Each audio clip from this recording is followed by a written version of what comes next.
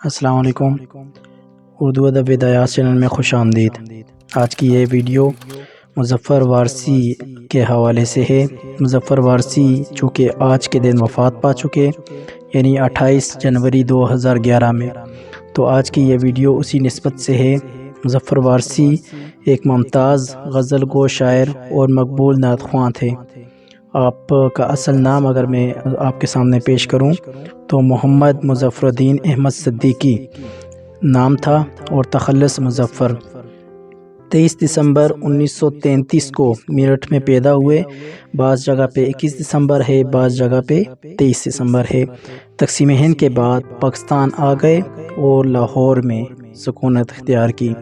بہترین نعت گو کا ایوارڈ پاکستان ٹیلی ویژن سے 1980 میں حاصل کیا۔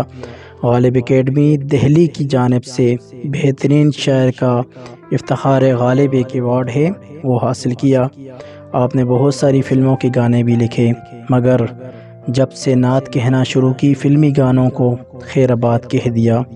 ان کی تصنیف کا اگر میں ذکر کروں، آپ کے سامنے پیش کروں تو برف کی ناؤ، باب حرم، نور ازل، الحمد، لہو کی ہریالی، ستاروں کی آبجو، کھلے دریچے، بند ہوا، یہ ان کی وغیرہ وغیرہ ان کی تصانیف ہے۔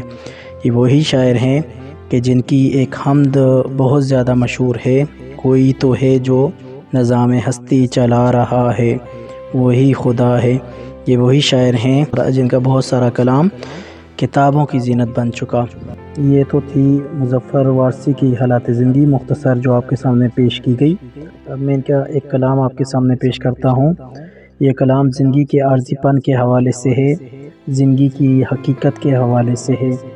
کہتے ہیں ہم تو آنسو ہیں ہمیں خاک میں مل جانا ہے، ہم تو آنسو ہیں ہمیں خاک میں مل جانا ہے، میتوں کے لیے ڈولی نہیں آیا کرتی، بستر ہجر پہ سویا نہیں جاتا اکثر، بستر ہجر پہ سویا نہیں جاتا اکثر، نیند آتی تو ہے گہری نہیں آیا کرتی، علل اعلان کیا کرتا ہوں سچی باتیں، علل اعلان کیا کرتا ہوں سچی باتیں، چور دروازے سے آندھی نہیں آیا کرتی، صرف رنگوں سے کبھی رس نہیں ٹپکا کرتا، صرف رنگوں سے کبھی رس نہیں ٹپکا کرتا، کاغذی پھول پہ تتلی نہیں آیا کرتی، عشق کرتے ہو تو آلودہ شکوہ کیوں ہو، عشق کرتے ہو تو آلودہ شکوہ کیوں ہو، شہد کے لہجے میں تلخی نہیں آیا کرتی،